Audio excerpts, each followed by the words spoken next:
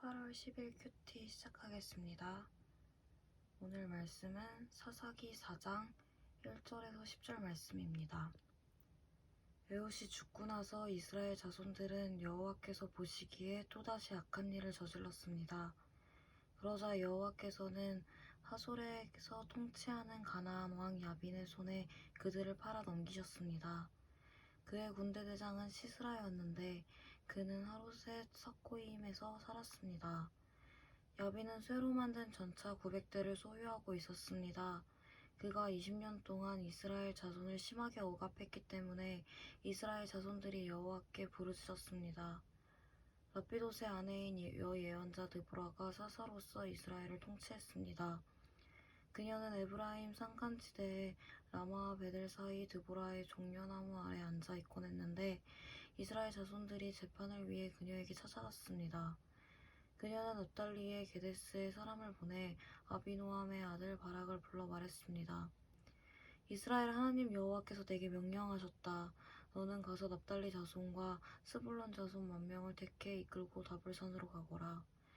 내가 야빈의 군대의 대장인 시스라와 그의 전차들과 많은 군대를 기손강으로 유인해 내 손에 넘겨주겠다. 바락이 드보라에게 말했습니다. 만약 당신이 나와 함께 가면 나도 갈 것입니다. 그러나 만약 당신이 나와 함께 가지 않으면 나도 가지 않겠습니다. 드보라가 말했습니다. 내가 분명 너와 함께 가겠다. 그렇지만 내가 가는 일로는 내가 받을 영광이 없다. 여호와께서 한 여자의 손에 시스라를 넘겨주실 것이기 때문이다. 그리고 드보라는 일어나 바락과 함께 게데스로 갔습니다. 바락은 스불론과 납달리를 게데스로 소집했습니다. 그리하여 10,000명이 그를 뒤따라 올라갔습니다. 드보라도 함께 올라갔습니다. 아멘. 오늘 말씀을 보면서 드는 생각이 많았습니다. 1절에 보면 이스라엘은 또다시 과거의 모습으로 돌아갑니다. 리더가 사라지자마자 그들은 본래의 라이프 스타일로 돌아가 하나님을 멀리했습니다. 이 구절을 보면서 각자의 근원이 하나님이지 않는다면 공동체는 변하지 않음을 느꼈습니다. 리더의 역할도 중요하지만 결국 리더가 부재할 경우 본래의 모습이 보이게 되면서 각자의 하나님이 얼마나 중요한지를 느끼게 되었습니다. 그래서 결정하신 하나님의 선택은 고난이었습니다. 지독히도 변하지 않는 백성이라 큰 고난을 주실 수밖에 없었습니다. 이스라엘은 그로부터 200년 동안 억압당합니다. 그리고 그제서야 하나님을 부르짖습니다. 여기서도 이스라엘에게 하나님이 얼마나 없었는지를 느꼈습니다. 200년의 세월 동안 그 고난 속에서 그들은 하나님을 찾지 않고 자신의 힘으로 살아왔습니다. 그들이 너무 안타까웠습니다. 그리고 깨달았습니다.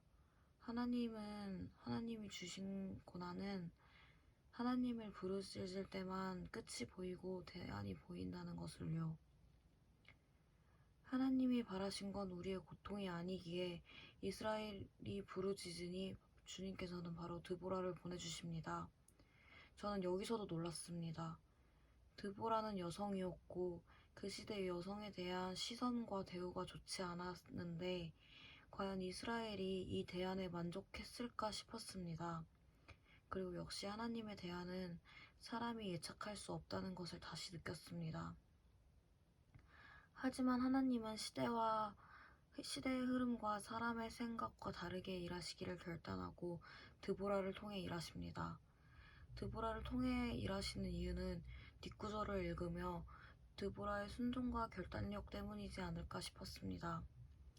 바락은 주춤하는 자신의 생각 때문에 하나님의 영광을 놓치고 드보라는 주님께 온전히 순종했기에 영광을 취합니다.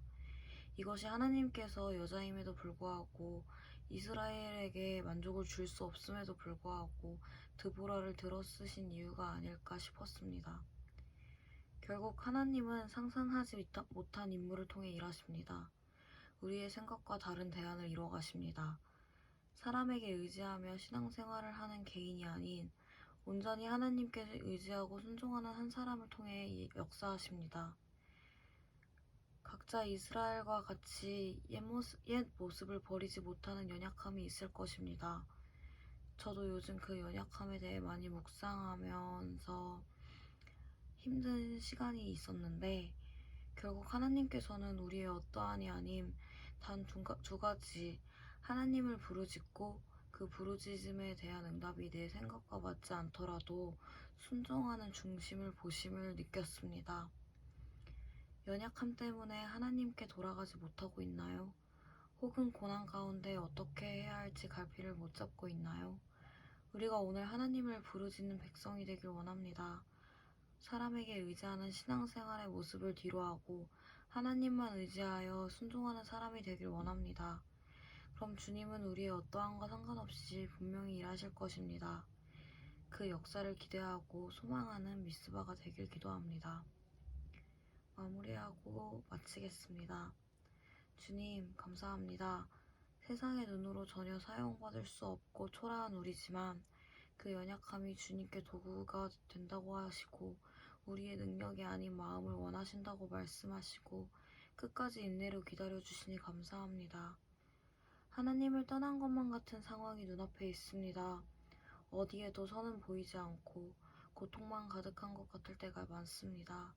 그러나 우리가 하나님을 떠난 것이지 우리를 결코 떠나지 않은 주님을 믿습니다. 그러니 우리의 마음이 주께로 돌이켜 각 개인의 근원을 회복해 하시고 드보라와 같은 존재로 사용받는 우리가 될 수 있게 인도해 주세요. 오늘도 말씀해 주셔서 감사합니다. 말씀으로 하루를 살아내겠습니다. 오늘도 변함없이 주님을 사랑합니다. 신뢰합니다. 주님의 날개 아래 거하는 하루 되게 해주세요. 예수님의 이름으로 기도합니다. 아멘. 오늘도 좋은 하루 되길 바랍니다. 감사합니다.